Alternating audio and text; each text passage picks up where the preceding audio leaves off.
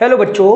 तो बच्चों इस वीडियो में हम बात करेंगे मांग वक्र दाईं ओर ऊपर से नीचे झुकने के कारण या मांग के नियम के कारण। तो बच्चों आपने इससे पहले मांग का नियम आपने समझा हुआ है, तो मैं एक बार आपको फिर से बता देता हूं कि मांग का नियम हमें क्या बताता है। मैं मांग का नियम बता रहा हूं आप बच्चों को। मांग का नियम बताता है कि अगर अन्य बातें समान रहें तो कीमत अगर बढ़ती है तो जो मांग है वो घट जाएगी और कीमत घटती है तो मांग जो है वो बढ़ जाएगी। इसका मतलब इस स्थिति में हम ये भी कह सकते हैं कि जो कीमत प्रभाव होता है वो होता है हमारा ऋणात्मक। हम सिंपल समझ रहे हैं, यानी कीमत प्रभाव ऋणात्मक होने की वजह से जो मांग वक्र होता है वो भी ऋणात्मक होता है। तो इसके पीछे के कारण क्या है वो हम इस वीडियो में जानने की कोशिश करेंगे। यानी कि आखिरकार कीमत जब ऊंची होती है तो लोग कम ही क्यों खरीदते हैं। तो बच्चों मैं आपको ये बता देता हूं कि ये सामान्य स्थिति की बात हम कर रहे हैं, एक्सेप्शंस की बात नहीं कर रहे। ठीक है, सामान्य स्थिति की बात कर रहे हैं। यानी कि सामान्य स्थिति में क्या होता है कि जब मान लीजिए टमाटर महंगा हो जाएगा, आलू महंगा हो जाएगा या प्याज महंगी हो जाएगी तो लोग उसका उपभोग कम करेंगे, और जब ये सस्ती हो जाएंगी तो लोग इसका उपभोग ज़्यादा करेंगे। तो इसके क्या पीछे कारण है, तो हम इसको 6 पॉइंट हमने बनाए बच्चों इसके लिए। तो सबसे पहला है घटती सीमांत ह्रासमान सीमांत उपयोगिता नियम। तो बच्चों आपने इससे पहले आपने उपभोक्ता संतुलन वाला टॉपिक कहीं देखा होगा या सुना होगा या पढ़ा होगा, तो मैं उसके बारे में आपको बता देता हूं कि उपभोक्ता का संतुलन तब होता है जब मार्जिनल यूटिलिटी ऑफ एक्स, यानी कि एक्स वस्तु की सीमांत उपयोगिता और उसकी जो कीमत है वो बराबर बराबर होनी चाहिए। ठीक है, सिंपल शब्दों में हम ये कहना चाहें तो इसका मतलब क्या हुआ कि एक उपभोक्ता का संतुलन तब होता है जब वस्तु की कीमत और जो सीमांत उपयोगिता है वो बराबर बराबर हो। और हम ये भी जानते हैं कि अगर मान लीजिए अगर मार्जिनल यूटिलिटी ऑफ एक्स ज़्यादा है पी एक्स से तो उपभोक्ता अधिक उपभोग करेगा। ठीक है, ये आपको समझ में आना चाहिए। और अगर मार्जिनल यूटिलिटी ऑफ एक्स कम है तो वो कम उपभोग करेगा। बस आपको ये कंसेप्ट आपको पता होना चाहिए, बाकी का तो मैं आपको समझा दूंगा। चलिए तो समझाते हैं इस पूरे टॉपिक को। देखिए सिंपल शब्दों में हम ये मान लेते हैं कि सपोज कीजिए किसी वस्तु से मिलने वाली सीमांत उपयोगिता 100 यूटिल के बराबर है और उसकी कीमत भी 100 रुपये है। ठीक है, यानी कि जैसे जैसे हम किसी वस्तु का उपभोग करते हैं वस्तु की जो सीमांत उपयोगिता है वो घट जाती है, ये हम ऑलरेडी जानते हैं। अब मान लीजिए कि जो कीमत है वो बढ़ गई, यानी कि कीमत अगर बढ़ गई, यानी कि कीमत अगर 120 रुपये हो गई। ठीक है, तो इसका मतलब क्या हुआ कि इस केस में मार्जिनल यूटिलिटी अगर प्राइस 120 हो जाता है मान लीजिए, तो इस केस में जो मार्जिनल यूटिलिटी ऑफ एक्स है, ठीक है, वो क्या हो जाएगी, वो कम हो जाएगी पी एक्स से। यानी कि अब उपभोक्ता क्या करेगा, वस्तु के उपभोग में कमी कर देगा। यानी कि वस्तु की जब कीमत बढ़ जाती है तो वस्तु से मिलने वाली जो संतुष्टि है यूटिल्स के टर्म में, अगर उसको कीमत से कंपेयर करें तो वो कम हो जाती है, जिसकी वजह से उपभोक्ता कम वस्तु खरीदेगा। फॉर एग्जाम्पल अगर मान लीजिए कोई शर्ट 500 रुपये की है तो मैं उसे खरीदने को तैयार हूं क्योंकि मुझे लगता है कि वो उसकी यूटिलिटी 500 रुपये की होगी। लेकिन वही अगर शर्ट 600 रुपये की मिलती है तो हो सकता है मैं ना खरीदूं। क्यों नहीं खरीदूंगा, क्योंकि वस्तु की कीमत और जब उपयोगिता का कंपेयर किया तो हमने पाया कि कीमत जैसी बढ़ी वस्तु से मिलने वाली उपयोगिता कंपेयर कर रहे हैं उसमें घट गई। ठीक है, इसी तरीके से अगर मान लीजिए प्राइस जो है वो घट जाए और प्राइस घटकर 80 हो जाए तो उस केस में क्या होगा, जिस केस में प्राइस 80 हुआ है इसका मतलब अगर प्राइस 80 हो गया तो ये वाली कंडीशन में मिलेगी, जिसकी वजह से उपभोक्ता वस्तु का उपभोग ज्यादा करेगा। यानी कि कीमत घटने से अगर आप देखोगे तो सीमांत उपयोगिता जो है वो कीमत से ज्यादा हो जाएगी। ठीक है, और जिसकी वजह से उपभोक्ता जो है, क्योंकि कीमत 80 हो गई ना, तो उपभोक्ता जो है वस्तु के उपभोग को ज्यादा करेगा। दूसरा है बच्चों समसीमांत उपयोगिता नियम। समसीमांत उपयोगिता नियम क्या बताता है कि उपभोक्ता का संतुलन तब होता है जब MUX upon MUY upon MU ये वाली कंडीशन फुलफिल होती हो, यानी कि ये वाली कंडीशन पूरी होती हो। दो वस्तु की स्थिति में उपभोक्ता संतुलन की बात कर रहे हैं। अब मान लीजिए एक्स वस्तु की कीमत गिरती है, एक्स वस्तु की कीमत क्या करती है, कम हो जाती है। तो अगर एक्स वस्तु की कीमत कम होने से क्या होगा, अब देखिए जो MUX है,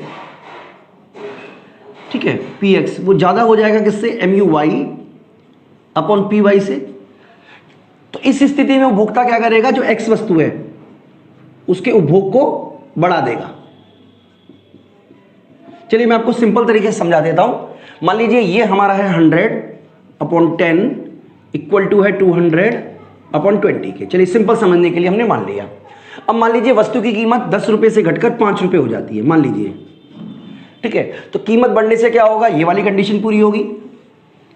यानी कि MUX जो है वो ज़्यादा हो जाएगा, किससे? MUX अपन PX ज़्यादा हो जाएगा MUY अपन PY से, जिसकी वजह से उपभोक्ता X वस्तु के उपभोग को बढ़ा देगा।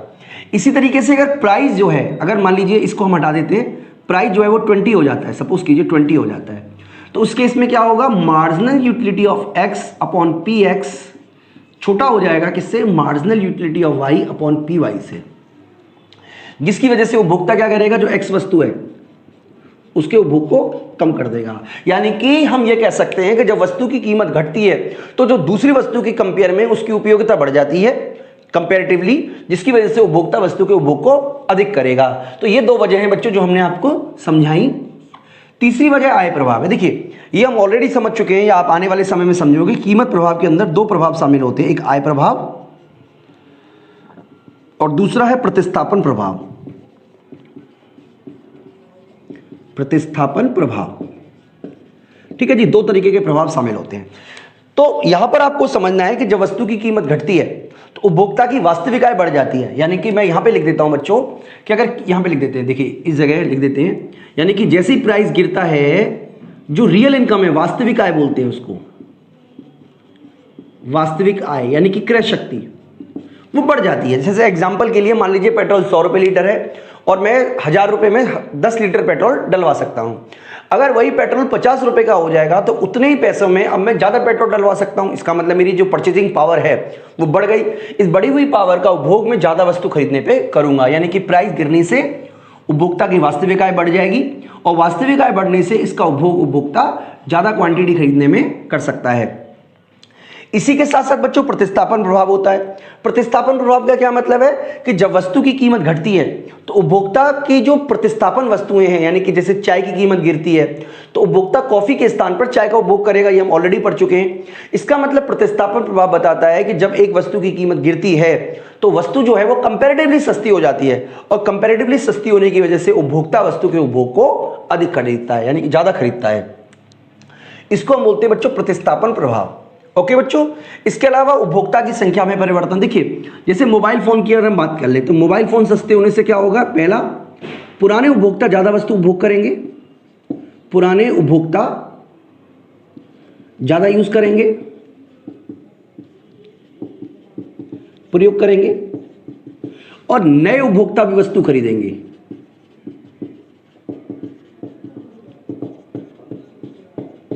ठीक है, जिसका असर ये होगा कि ओवरऑल जो उपभोक्ता की संख्या है वो बढ़ जाएगी। जैसे मोबाइल फोन के साथ यही हुआ।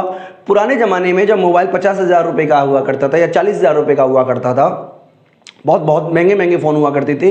इवन इंटरनेट का कनेक्शन तो थे, बात यह है फोन सुनने और फोन करने के भी पैसे लगा करते थे। तो उस समय जब कीमतें थी, उस समय मान लीजिए 12 रुपए कॉल रेट था, 15 रुपए कॉल रेट था, तो बहुत कम लोग उसका यूज करते थे।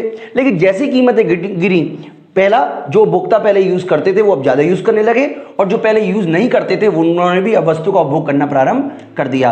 तो ये भी एक वजह है जिसकी वजह से कीमत घटने से मांग जो है वो बढ़ जाती है।